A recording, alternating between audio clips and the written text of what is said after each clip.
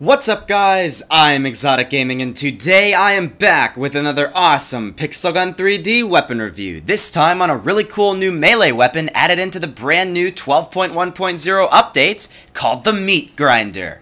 This is a ferocious little melee weapon and it's sure to strike fear into the souls of your enemies. Now before we get into this video, I just want to say I have planned out 46 videos to be pre-recorded and uploaded while I'm away on vacation between now and July 29th. I have to still record the vast majority of them and I'm nervous. Every bit of support helps, so leave a like on this video to give me good luck so I can get all these recordings accomplished so we can have an awesome summer on YouTube. But yeah, with all that being said, let's get right into this review. Going into the Armory section and heading over to the melee section where this weapon resides, it looks like a very interesting weapon. I mean, it's basically what a meat grinder is in real life, so, I mean, that thing cuts meat up, and humans are basically large things of meat, and of course, it would devastate the human being as well, or the Pixel Gun character in this case. It has a grade of Epic, it has a chainsaw ability, it's basically a chainsaw kind of like the laser chainsaw, so it does work differently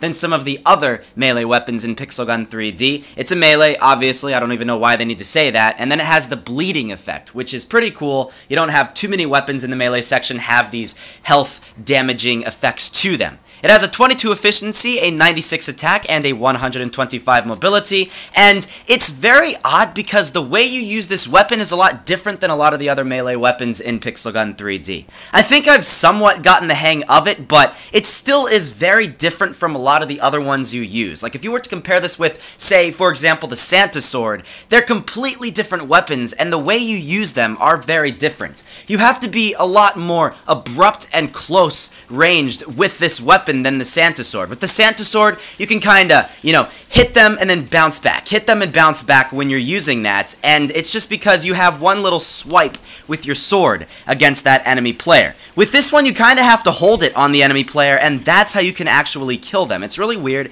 it's different, and because of that, when you first get this weapon, you're most likely not going to get the greatest gameplay in the world. But over time, once you get used to using this weapon, you will find that you're going to get great gameplay with it. It is around a 2-2, sometimes a 3-shot headshot to a max armored player, which is pretty good. It's not the absolute greatest melee in the world for sure, but then again, it's not the most expensive one, so you can't really expect it to be the absolute most powerful weapon in this game if it's not the most expensive one. You know how Really Soft works, or the Pixel Gun Company now as it's called. You gotta have to spend a lot of money in order to get the best guns in the game. So, I mean, it's really not that big of a deal. It's just a cool little meat grinder thingy that is just another cool weapon to have in Pixel Gun 3D. Now, as you guys can see, you can get kills against those enemy players. If you are encountering a lot of area damage weapons, it is going to be a little difficult because, as I said, you do have to really hold it on the enemy player in order for it to actually register a hit. So, in that time, the person can take out an area damage weapon and really end up destroying you in the process of doing so. So you have to be very careful when you're using this weapon.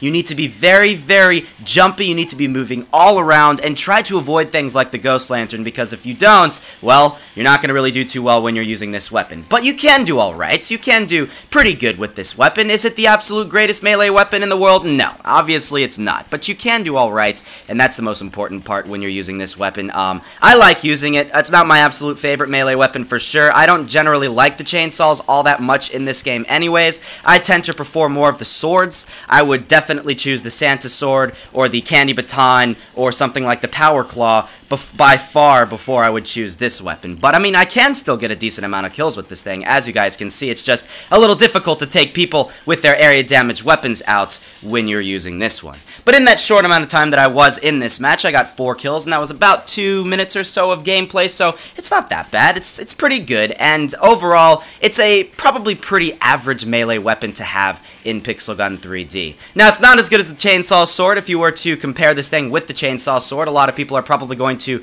see between the two which one is better. I definitely have to say the Chainsaw Sword is the better one out of the two. just because the chainsaw sword does have a faster swinging rate, or I guess you could say like conveyor belt turning of, I don't know, I don't really know what it's called. It's just like the little belt on the chainsaw. It just turns faster and ends up hitting the enemy faster with the chainsaw sword than this one. But it's really all up to you. I would personally say stay with the chainsaw sword if you have the chainsaw sword already.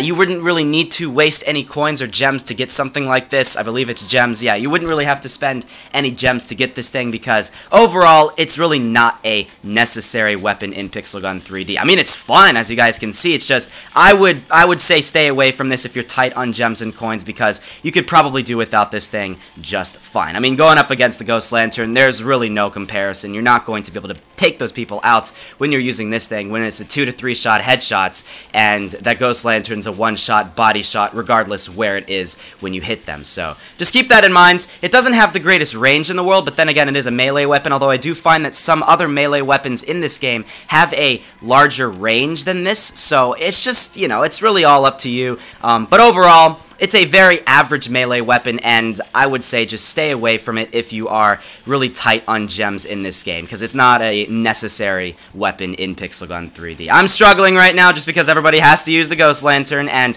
I really would like to find a match where people aren't, so I can show you guys how it is in a more average match in Pixel Gun 3D, but unfortunately, people don't know how to play the game, so they have to resort to using the Ghost Lantern the entire time, and because of that, you can't really use anything other than the Ghost Lantern yourself, so I apologize for that. It's really difficult to find matches like that. I've been trying to record this for some time now, and I'm only encountering the Ghost Lantern, so if I could find a match, I would, and I'm hoping within my next couple of reviews or so, I will be able to find a match where not every single person is using the Ghost Lantern, and in turn, get a lot better gameplay, because right now it's really not accurately reflecting how this weapon is. It's a pretty decent melee weapon, and just the only thing that you can't really go up against is the Ghost Lantern. The problem is every single person uses it, and, you know, it's a little unfortunate, but whatever, it is what it is. It is still a pretty decent melee weapon, yeah, I mean, hey, it's just a melee weapon in Pixel Gun 3D. You can't really use this thing the entire length of a match anyways and expect to win,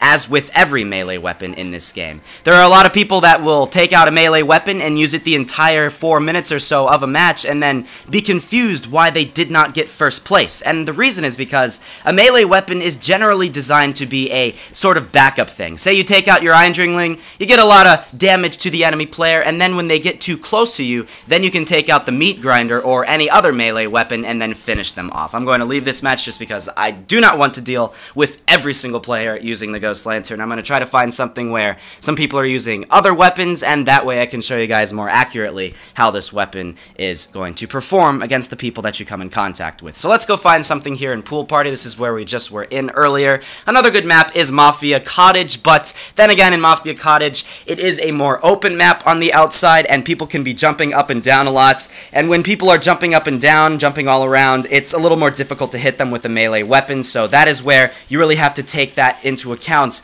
where it's going to be one of those weapons where you use it as a backup type of thing, where you don't use this the entire length of the match, and that way you can actually take those people out pretty regularly when you are using this, only when you absolutely need to. So, I mean, here you go, guys. As you guys can see, nice little 2-shot or 3-shot headshot against that guy, and that's what you're going to find when you're using this weapon. I really like this weapon, though.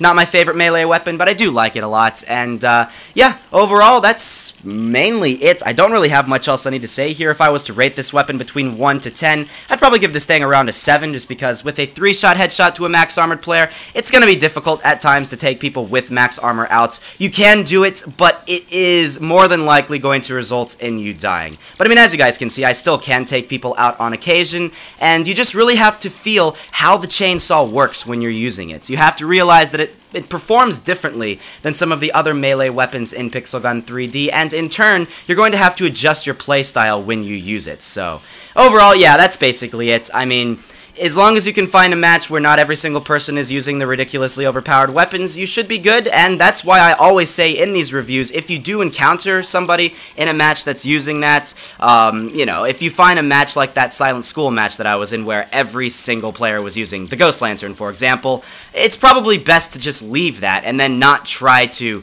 use this weapon in that and then just end up raging because you're not going to get a kill. Because you know when you encounter a match with every single player using the Ghost Lantern, you're not going to really be able to take them out and win if you're using this meat grinder. Maybe you don't get a lot of deaths, but inevitably somebody who's going to use that overpowered weapon is going to end up being the person that's going to get first place. So why even bother trying to be in a server like that? So if you find a server where 95% of the people in that server are using the Ghost Lantern, leave, and then try to find something where it's a little bit more balanced, a little bit more fair, and in turn the gameplay is going to be a lot more fun.